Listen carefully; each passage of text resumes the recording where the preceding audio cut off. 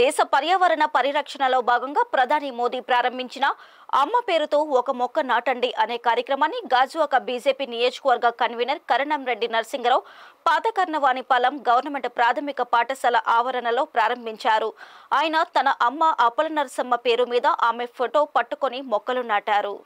ఈ సందర్భంగా నరసింగరావు మాట్లాడుతూ దేశ ప్రధాని మోదీ పిలుపు మేరకు 5 రోజుల పాటు 20 వార్డుల్లో అమ్మ పేరు మీద మొక్కలు నాటే కార్యక్రమాన్ని నిర్వహిస్తామని చెప్పారు. మొక్కలు నాటడం వలన మానవాళికి ఆక్సిజన్ తో పాటు పర్యావరణాన్ని పరిరక్షించి వాతావరణ సమతుల్యాన్ని పాటించవచ్చని అన్నారు. ఈ సంవత్సరంలో దేశంలో వేసవి కాలంలో 56 డిగ్రీలకు పైబడి ఎండలు కాయడం వలన వందలాది ప్రజలు వడదెబ్బతో ప్రాణాలు కోల్పోయారని గుర్తు చేశారు. కార్యక్రమంలో సీనియర్ నాయకులు బాటా శ్రీను, గూటూరి శంకర్రావు, స్కూలు ప్రధానోపాధ్యాయురాలు రాంబాబు, జ్యోతి, సాహితీ, చిరు తదితరులు పాల్గొన్నారు.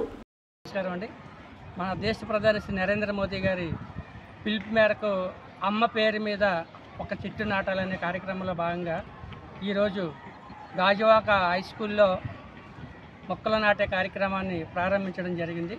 ఈ రోజు నుంచి 6వ తేదీ వరకు గాజువాకలో ఉన్నటువంటి 20 వార్డుల్లోనూ కూడా మొక్కలు నాటుతున్నాం. మా గాజువాకలో 302 పోలింగ్ బూతుల్లో 3200 మొక్కలు వేయాలని సంకల్పించాం.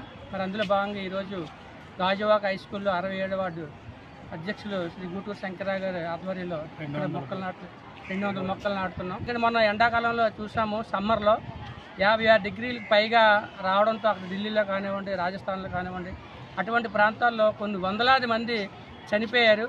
ఎప్పుడు లేని విధంగా ఈ సంవత్సరం ఎండాకాలంలో, వేసవికాలంలో చాలామంది ప్రాణాలు కోల్పోయారు. మరి వాతావరణ సమతుల్యాన్ని కాపాడాలంటే రాబోయే రోజుల్లో వచ్చే సంవత్సరానికి ఎండలో తీవ్రత తగ్గాలంటే ఖచ్చితంగా మనం మొక్కలు నాటాలి. మొక్కల ద్వారా మనిషికి కావాల్సినటువంటి ఆక్సిజన్ లభిస్తుంది, ప్రాణవాయువు, దాంతోపాటు చల్లదనం కూడా ఉంటుంది.